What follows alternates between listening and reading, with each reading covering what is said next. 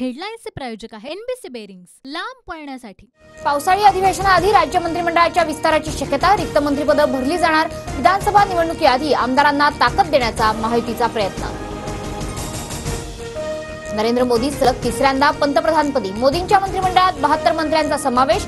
Amit Shah, Rajnath Singh, JP Nadda, निर्मल सीतारामन यांनी घेतली मंत्रिपदाची शपथ। केंद्रीय मंत्रिमंडळात राज्यातील 6 खासदारांना मंत्रिपद, भाजपकडून गडकरी, पियुष गोयल, रक्षा खडसे, मुरलीधर मोहोळ यांना मंत्रिपद, तर शिंदे गटाकडून प्रतापराव जाधवांना संधी। प्रफुल्ल पटेल आधी कॅबिनेट मंत्री असल्याने आता राज्य मंत्रिपद नाकारलं। कॅबिनेट मंत्रिपदासाठी काही काळ थांबायला तयार, मंत्रिपदावर अजित पवारांची प्रतिक्रिया। अजित पवार गटाला एका राज्य मंत्रिपदाची ऑफर अमान्य, कॅबिनेट मंत्रिपदाची दादा गटाची मागणी। उपमुख्यमंत्री फडणवीसांची माहिती, तर मंत्रिपदासाठी तटकरे आणि प्रफुल्ल पटेल यांच्यात वाद असल्याची चर्चा। भाजपच्या जेपी नड्डांची केंद्रीय मंत्रिपदी वर्णी, तर भाजपचं राष्ट्रीय अध्यक्षपदासाठी विनोद तावडेंच्या नावाची चर्चा। राष्ट्रवादी काँग्रेस पक्षाचा आजचा 25वा वर्धापन दिन, पुण्यात शरद पवारांच्या उपस्थितीत ध्वजारोहण समारंभ, तर अजित पवार गटाकडून मुंबईतील षण्मुखानंद हॉलमध्ये कार्यक्रम। ठाकरे गटाच्या आमदार खासदारांची आज सेना भवनात बैठक, आगामी विधानसभा निवडणुकीच्या दृष्टीने चर्चा होणार। मुख्यमंत्री शिंदेंच्या आज आमदार आणि खासदारांसोबत बैठका, संध्याकाळी 6 वाजता बैठकांना सुरुवात होणार। आगामी विधानसभा निवडणूक, मंत्रिमंडळ विस्तार यावर चर्चा होणार। मुख्यमंत्री शिंदेंच्या पाहणीनंतर मुंबईतील कोसली रोडचा दुसरा बोगदा आज खुला होणार। प्रकल्पाच्या उर्वरित कामामुळे शनिवार रविवार मार्ग बंद राहणार।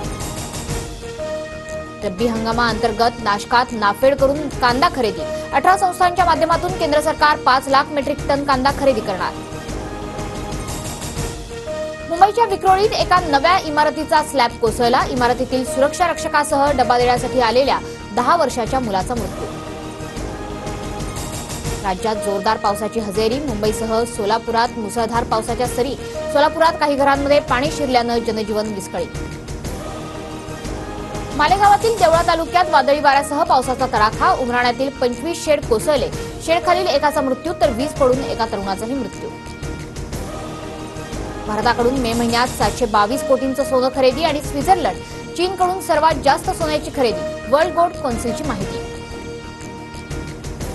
जम्मू काश्मीरच्या रियासीमध्ये भाविकांच्या बसवर दहशतवादी हल्ला, हल्ल्यानंतर बस दरीत कोसळली, दुर्घटनेत 10 भाविकांचा मृत्यू, तर 33 जण जखमी।